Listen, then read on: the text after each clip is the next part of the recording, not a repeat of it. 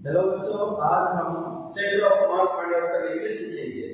सबसे पहले आपको जो है हम डिस्क का बात करेंगे, डिस्क का centre of mass find out करेंगे। जैसे कि डिस्क का सब कोई जानता है कि डिस्क का सेंटर ऑफ मास ये डिस्क है जिसकी टोटल मास m है और रेडियस r है।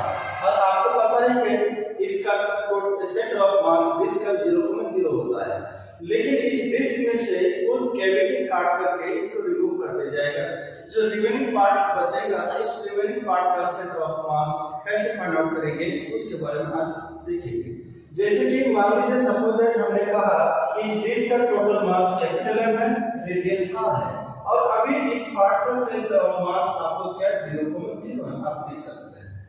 लेकिन हमने इसमें से क्या करना है, इसमें से आपको जो है कुछ कैविटी को यहाँ से काट करके रिमूव कर दिया जाएगा। मान लीजिए सपोज दैट एक आपको इसको एक सर्कल को क्या कर दिया जाएगा, इसको काट करके इसको रिमूव कर दिया जाएगा।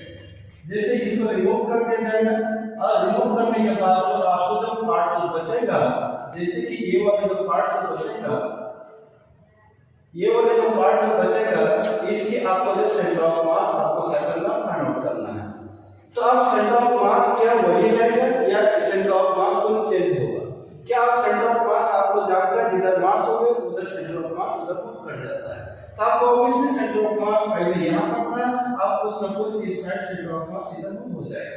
तो हम इसको निकालने के लिए आपको जो एक ही फॉर्मूला आपने पिछली क्लास में आपने पढ़ा था और उसको बताया भी गया था, जो क्या था सेंटर ऑफ मास निकल का एक्सेस से हम क्या लिखते हैं m1 x1 plus m2 x2 by total mass m1 plus m2।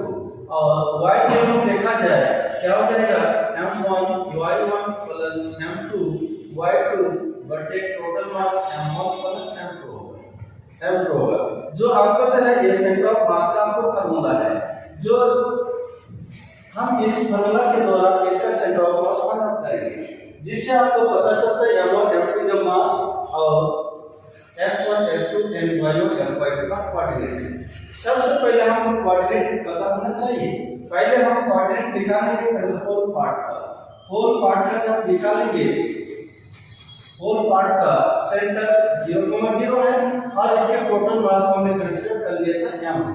फिर आपको जो है ये रिमूवल पार्ट है, ये रिमूवल पार्ट का हमने क्या करेंगे, फिर रिमूवल पार्ट का सेंटर क्या हो जाएगा, सबको पता होगा ये एक छोटा सा डिस्क बनेगा।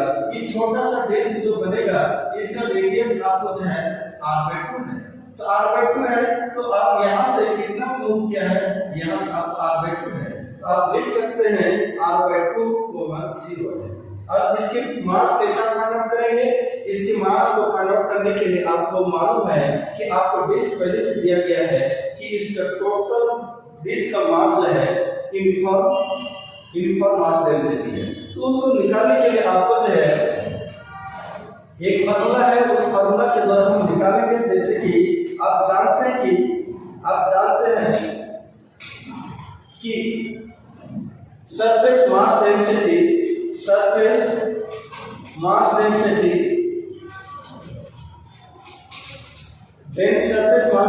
को सिग्मा से रिप्रेजेंट करेंगे और whole part equals to surface mass density, जिसको आप सिग्मा से इंडिकेट करेंगे, सिग्मा इक्वल्स टू जिसको रिमूवल पार्ट, क्योंकि एक ही पार्ट का ये सारे रिमूवल पार्ट का ये है। आप जानते हैं कि सरफेस मास डेंसिटी का फार्मूला क्या होता है, sigma equals to mass by area होता है। तो sigma equals to mass by area, whole part की बात कर रहा है, होल पार्ट का मास कैपिटल M है और आपका जो है एरिया क्या हो जाएगा, जानते हैं कि डिस्क का एरिया पाई r स्क्वायर होता है, पाई स्क्वायर यूज करेंगे। अब इसमें हमने इसका मास को हम कंसीडर कर लेंगे, इसकी मास m है और रेडियस r/2 है। तो इसकी मास क्या हो जाएगा, इसमें m बटे पाई r स्क्वायर बाय 4 होता है, 4 ऊपर चले जाएगा। और आपको पता ही होगा कि इसमें से आपको जो पाई r स्क्वायर कैंसिल हो जाएगा, तो m इक्वल्स टू क्या 4m हो जाएगा और m equals to capital M/4 हो जाएगा। इसका मास m/4 हो गया। आपको कोऑर्डिनेट भी पता हो गया और मास भी पता हो गया, आप इसको क्या कर सकते हैं, आप आसानी से इसका centre of mass find out कर सकते हैं। और एक बात इसमें ध्यान देने की बात है, जिसका कोऑर्डिनेट 0 0 है, इसका मतलब उस कोऑर्डिनेट में आपका सेंटर ऑफ मास अनचेंज होगा, रिमेन सेम होगा। जिसका कोऑर्डिनेट अगर बदल गया तो उसका सेंटर ऑफ मास आपको उसका चेंज हो जाएगा। अब इसी को फार्मूला के द्वारा हमने ऊपर जो फार्मूला लिखा थे, इसी फार्मूला से हमने क्या करेंगे, पुट अप करेंगे और उसका हमने निकाल लेंगे।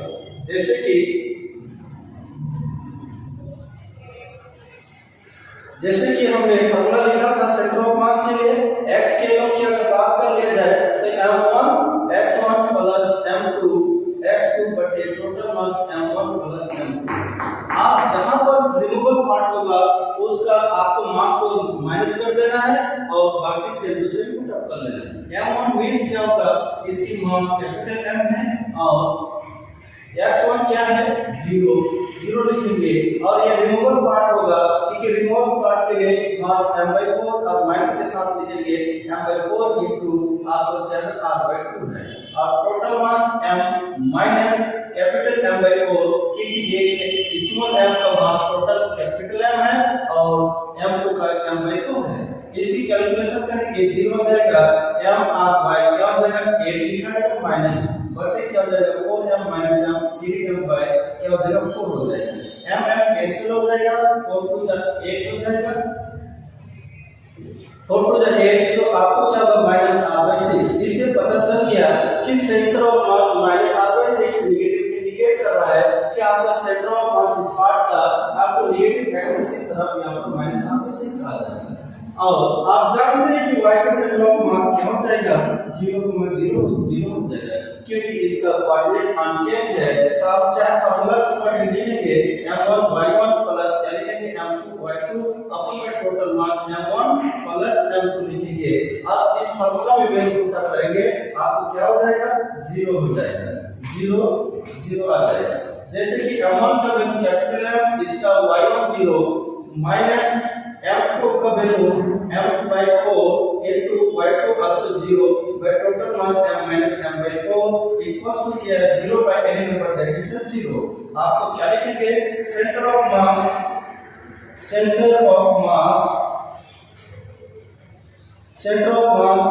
होल डिस्क का या रिमेनिंग